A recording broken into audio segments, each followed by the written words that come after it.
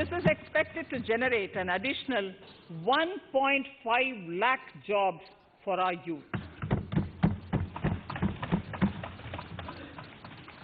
Petroleum and natural gas. Our government has kept fuel supplies running across the country without interruption during the COVID-19 lockdown period.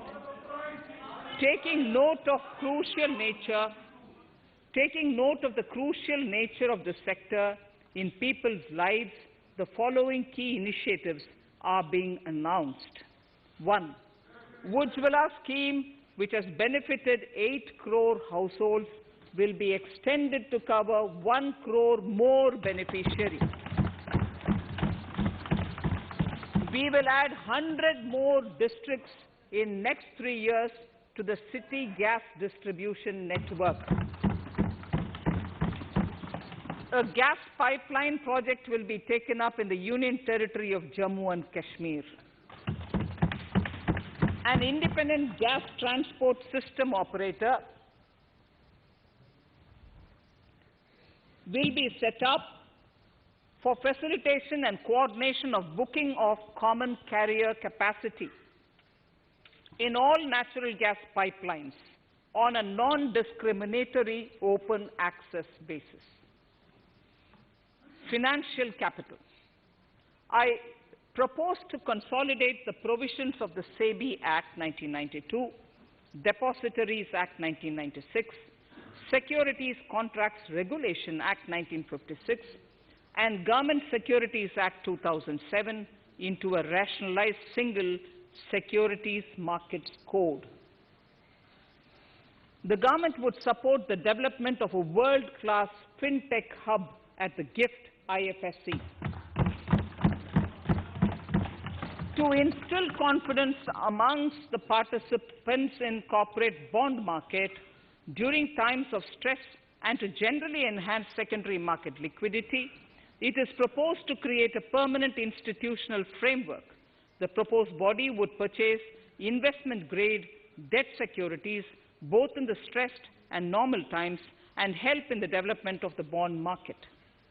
In the budget 2018-19, government had announced its intent to establish a system of regulated gold exchanges in the country.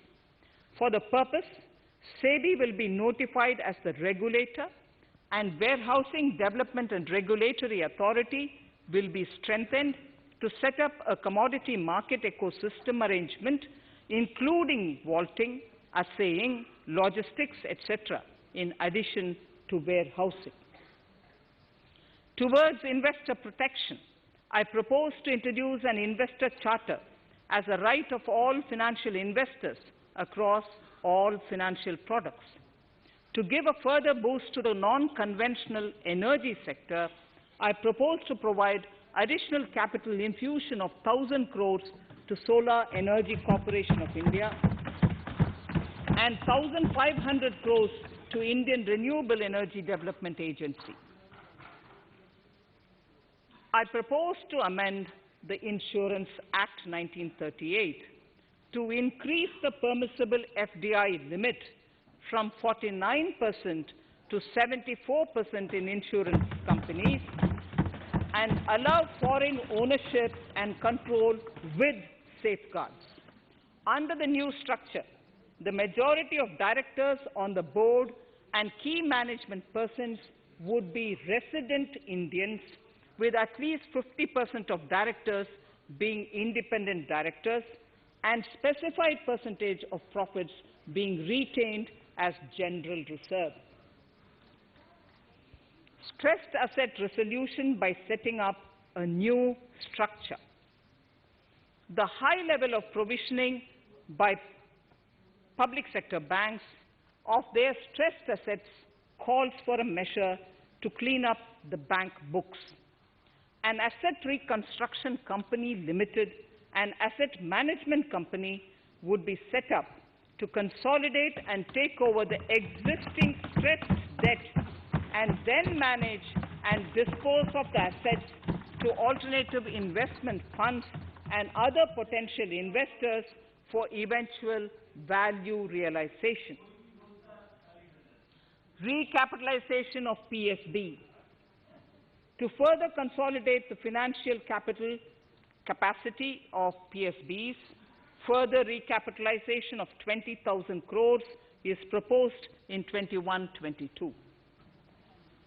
Deposit insurance.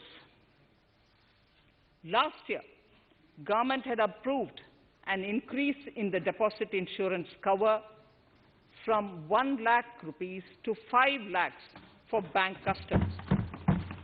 I shall be moving amendments to DICGC Act 1961 in this session itself to streamline the provision so that if a bank is temporarily unable to fulfill its obligations, the depositors of such bank can get easy and time-bound access to their deposits to the extent of the deposit insurance cover. This would help depositors of banks that are currently under stress.